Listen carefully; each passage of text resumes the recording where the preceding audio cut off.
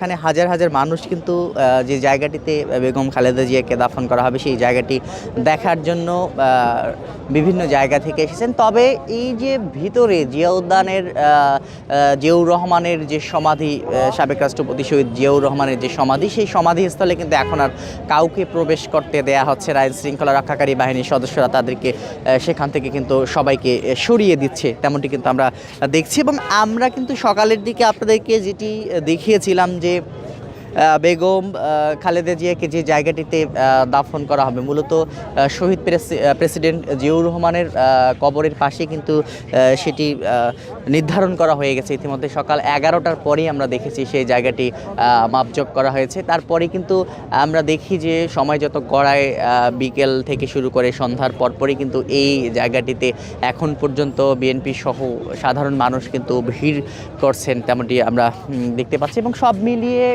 আমরা যেটি আপনাদেরকে দেখাচ্ছিলাম, ভিতরে এখন কিন্তু কাউকে প্রবেশ করতে দেয়া হচ্ছে না। সকলেই কিন্তু এই জায়গাটির বাহিরে অবস্থান করছেন। দীর্ঘ সময় আমরা আপনাদেরকে সকালের দিকে দেখেছিলাম এবং দীর্ঘ সময় পর কিন্তু আমরা এখন যেটি দেখতে পাচ্ছি যে বেগম খালেদা জিয়ার যে জায়গাটিতে দাফন করা হবে সেই জায়গাটি ঘিরে আইন শৃঙ্খলা রক্ষাকারী বাহিনীর কড়া উপস্থিতি কিন্তু রয়েছে। বিশেষ করে পুলিশের পাশাপাশি এখন আমরা দেখতে পাচ্ছি সেনাবাহিনী, বিজিবি মোতায়েন করা হয়েছে এই জায়গাটিতে। মূলত আগামীকাল বাদ জোহর মানিক মিয়া এভিনিউয়ে কিন্তু এই সাবেক প্রধানমন্ত্রী, 3বারের প্রধানমন্ত্রী বেগম খালেদা জিয়ার জানাজা হবে। তারপরেই এই জিয়া উদ্যানে স্বামীর কবরের পাশেই দাফন করা হবে বেগম খালেদা জিয়াকে।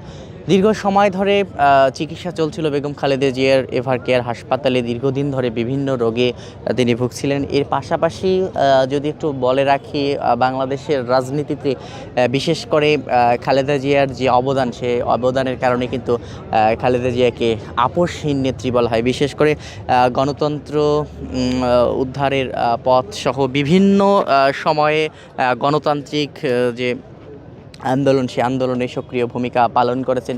গৃহবধূ থেকে 3বারের প্রধানমন্ত্রী হয়েছেন, বাংলাদেশের প্রথম নারী প্রধানমন্ত্রী হয়েছেন। বেনজির ভুট্টোর পর মুসলিম বিশ্বের দ্বিতীয় নারী প্রধানমন্ত্রীও কিন্তু এই বেগম খালেদা জিয়া, যার কারণে বর্তমানে আমরা যেটি দেখতে পাচ্ছি, সামনেই আগামী ত্রয়োদশ জাতীয় সংসদ নির্বাচন। সেই ত্রয়োদশ জাতীয় সংসদ নির্বাচনের কিছুদিন আগেই এই বিএনপি চেয়ারপারসনের প্রয়াণ কিন্তু দলের মধ্যে, নেতাকর্মীদের মধ্যে আমরা যেটি দেখতে পাচ্ছি যে শোক নেমে এসেছে।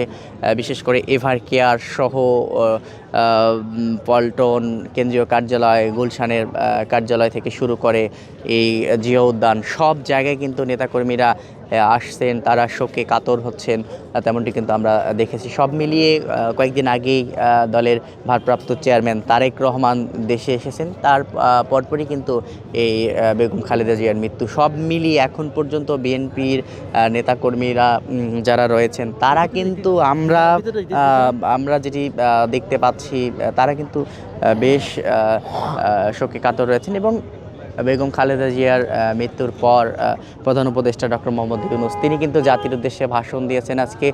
এরপরই আমরা যেটি দেখতে পাচ্ছি যে যেটি দেখেছি, আজকে কিন্তু 3 দিনের রাষ্ট্রীয় শোক ঘোষণা করা হয়েছে এবং আগামীকাল সাধারণ ছুটি কিন্তু ঘোষণা করা হয়েছে, তেমনটি দেখতে পাচ্ছি। তো এই ছিল এখন পর্যন্ত এখানকার সর্বশেষ পরিস্থিতি।